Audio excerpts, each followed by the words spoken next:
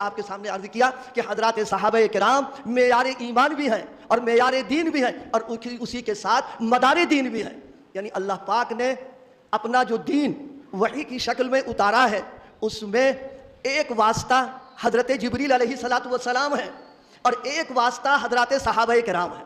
اللہ پاک نے اپنے اور نبی پاک کے درمیان واسطہ بنایا ہے سیدنا حضرت جبریل علیہ السلام کو، اور امت اور نبی علیہ السلام کے درمیان واسطہ بنایا ہے اللہ پاک نے حضرات صحابہ کرام رضوان اللہ تعالیٰ علیہ مجمعین کو. حضرات صحابہ مدار دین ہے اور یہ دین ہم کو انہی کی نقل سے ملا ہے.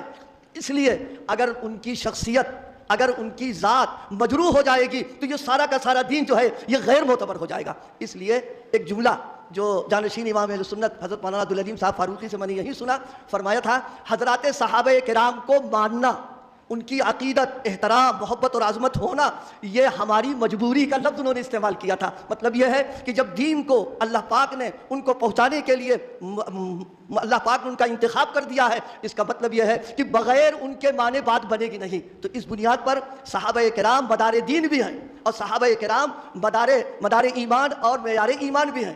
میرے دوستو، میرے بھائیوں، ہم اور آپ جس دور سے گزر رہے ہیں یہ فتنوں کا دور ہے. اس فتنے کے دور میں بچنے کی شکل کیا ہوگی؟ کیسے فتنوں؟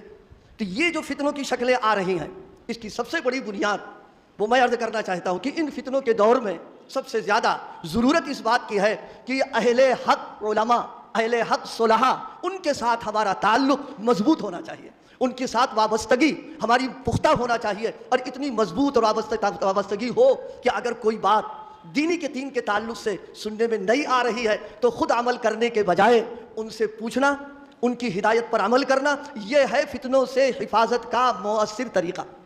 مجھے اس وقت یاد آیا حکیم الامت مجدد ملت حضرت مولانا شاہ اشرف علی صاحب تھانوی نور اللہ مرقدہ نے ایک بڑی پیاری بات فرمائی.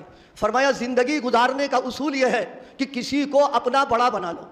جب اپنا بڑا بنا لو گے تو پھر زندگی دینی عافیت کے ساتھ گزر جائے گی، لیکن اگر کسی کو اپنا بڑا نہیں بنایا تو ظاہر سی بات ہے پھر خطرات پیدا ہوتے چلے جائیں گے. اس لیے مشورتاً دوستوں سے یہ کہا کرتے ہیں کہ جیسے ہمارے اپنے گھروں کے لیے فیملی ڈاکٹر ہوتے ہیں، اسی طریقے سے کسی صالح عالم و دیندار کو اپنی زندگی کے لیے آپ رہبر بنا لیجئے، اور جب اس کے ساتھ آپ رہیں گے تو انشاءاللہ اس کی برکتوں سے فتنوں سے حفاظت ہوتی رہے گی. لیکن اگر ہم خود اپنے عقل پر، اپنی فہم پر، اپنی معلومات پر اعتبار اور بھروسہ کر کے عمل کرنا شروع کریں گے تو بہت بڑا خطرہ اس بات کا ہے کہ سیدھے راستے سے ہٹ کر کے ہم فتنے کے شکار ہو جائیں گے. عقیدہ بھی گیا، اعمال بھی گئے، اور جناب والا خطرہ ہوگا کہ ایمان سے کہیں خاتمہ برا نہ ہمارا ہو جائے.